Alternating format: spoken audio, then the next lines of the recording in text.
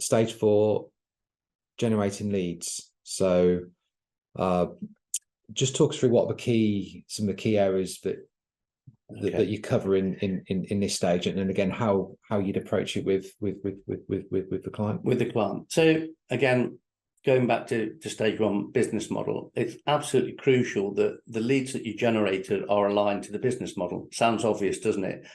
But if you don't have a defined business model, you can sometimes find that you're going out there trying to bid for things that aren't really a good fit for a whole variety of reasons. So staying true to that business model is really important. And in terms of the actual lead generation process itself, again, my experience is at the moment it largely sits with the owners of the business and the directors. And sometimes that, as the businesses grow, that becomes a heavier and heavier burden to the point at which they can't cover all the bases. And they want to hand that mantle down to other members of the senior management team.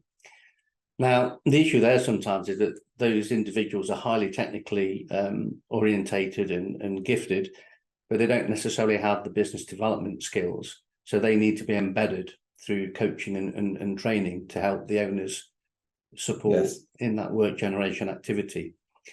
So you're kind of looking and talking to the owners about, well, what kind of leads are you generating? You know, are they really a good fit to where you sort of set off from, say, 5 years ago when you started the business, or 10 years ago? So it's a constant sense checking exercise to understand where their leads are coming from, how many leads do they generate, what are the conversion rates on leads, and all this kind of stuff. So, but the actual generation bit is it has to fit with the plan at the beginning. So this stage, generating leads, this is when, again, you probably elaborate a bit more on what you covered off in the stage 1 business model, where in terms of ideal client profile, maybe client segmentation, and also then how you then, I mean, would you cover off account-based management? Would you cover off? Absolutely, yeah. So I think in this world we live in now, there are 2 kind of real formats of lead generation. There's what account-based marketing, which is, they refer to that as outbound.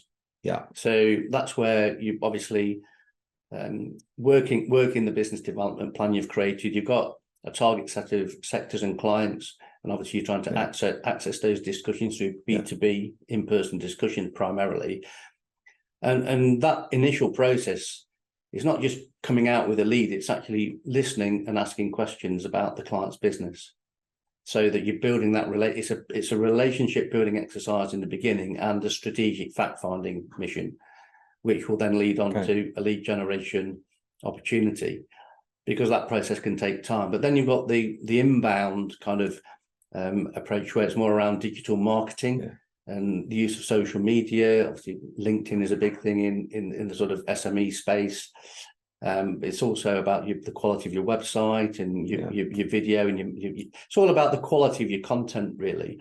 So on the one hand, you're directly reaching out to clients, and on the other, you're trying to create content of value which will draw clients towards you, so that you can take those conversations offline and build the relationships, and perhaps then turn that into account-based marketing, business development opportunity. Okay, and again, in your experience, you know, how well do SME construction businesses, how effective are they generally at doing this, in your experience over the last how many years?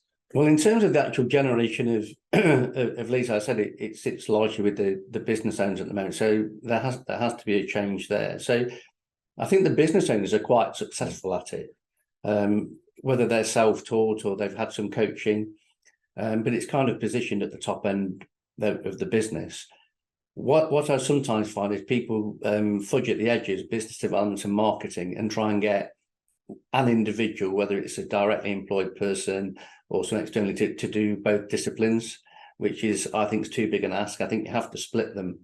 So I've got a client at the moment that's 30 people in the business, and I do some business development for them, but they have split business development and marketing into 2 distinct activities. So I focus solely on the business development, and they have a marketing team who put together all the other stuff in the toolkit that's needed.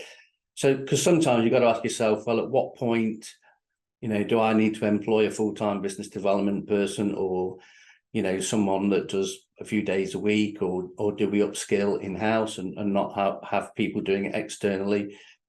So I think the only time you understand that position is when the business owners are screaming at you, saying, we need some help.